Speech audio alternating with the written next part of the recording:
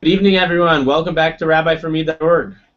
You probably heard today 6 Jews were arrested in Israel as part of a revenge attack, killing 1 Palestinian.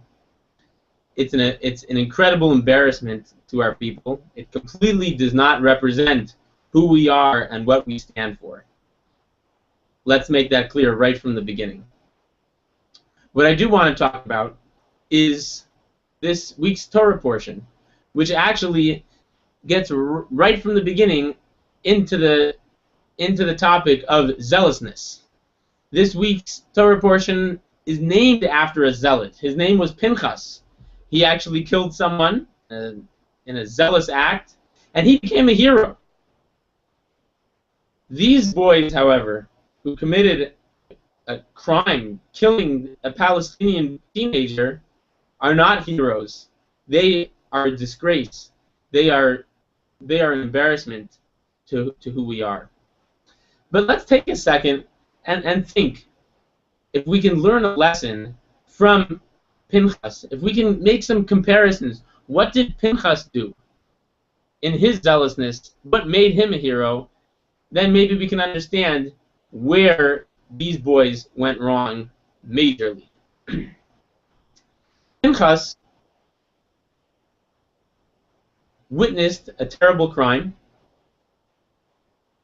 in public, and nobody was willing to stand up and say enough is enough. Until Pinchas came, he actually he called Moses on it. He said, Moshe, isn't the rule that someone that does such a crime gets killed? Moshe said, you know what? If you're calling me on it, you do it. And so it was. Pinchas took a spear and killed Zimri, who had committed the crime, killing him on the spot in the action.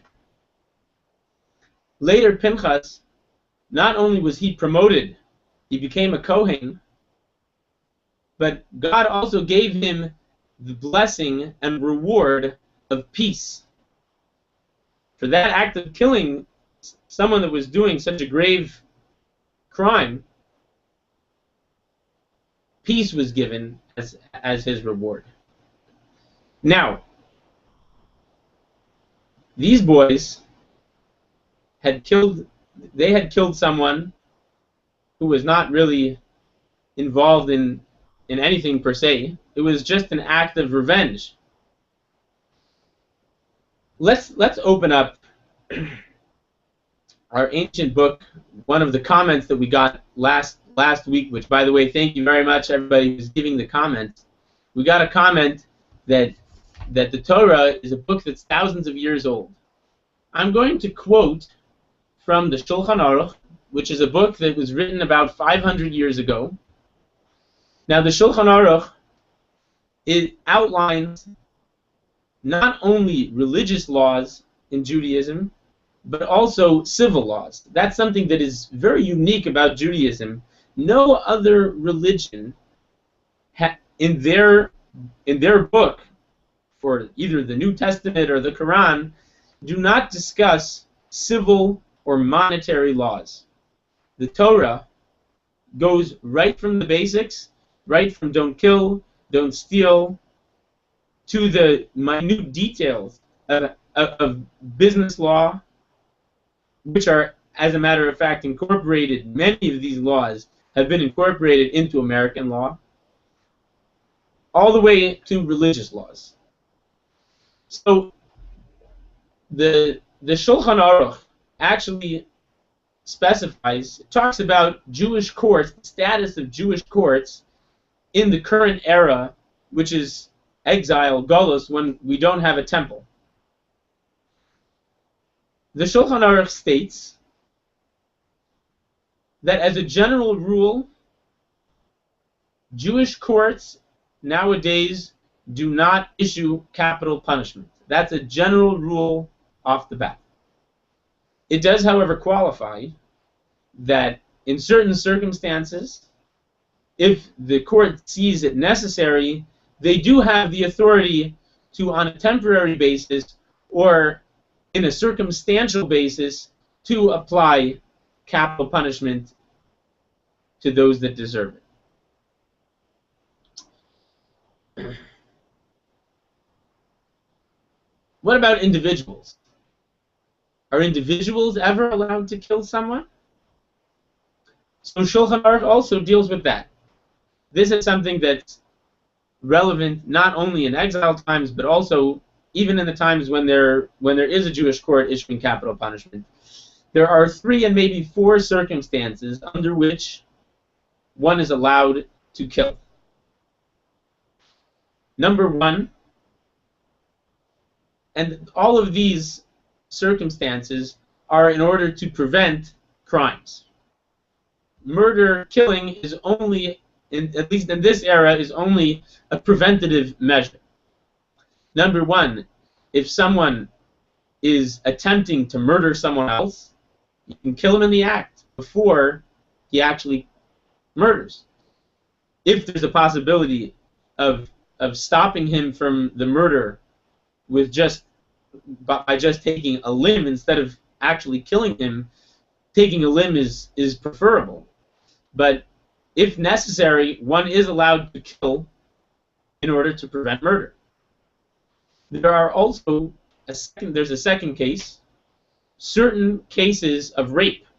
If someone is attempting to rape, under certain circumstances, one is allowed to stop the rapist by taking his life. There's a third case, and that's actually the one that was relevant to the story of Pinchas, where someone is publicly doing a disgusting act, certain disgusting crimes in public. And after being warned, then only someone who's fired up about preventing this crime, only someone who really feels for it, they can take matters into their own hands and kill someone, again, as a preventative measure. So that's what Pinchas did. Pinchas, there was someone committing a crime, a very disgusting act in public. He was warned, and he continued. Pinchas, who was fired up, he was extremely bothered. He was outraged by what was happening. He took a spear, took matters into his own hand, and killed Zimri on the spot. What about these boys? These Jewish teenagers that took matters into their own hands. Where does that fit in to the halacha, to the Jewish law? Well, number 1, this Palestinian boy had nothing to do with the three yeshiva boys that were kidnapped and murdered. He had nothing to do with it. Whether he was righteous, I don't know.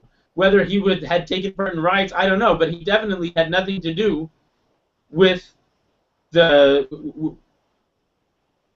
crime that was committed. It had nothing to do with preventing a crime. Even if it was connected to a crime, meaning even if this Palestinian boy did have something to do with these yeshiva boys that were murdered, it was already after the fact. It's already weeks since they were murdered. If anything happens, if anything, you take them into custody and take them through the court proceedings. If the court decides that capital punishment is necessary, then the court can carry that out. But no one is allowed to kill someone for a crime after the fact, without trial. Number 3,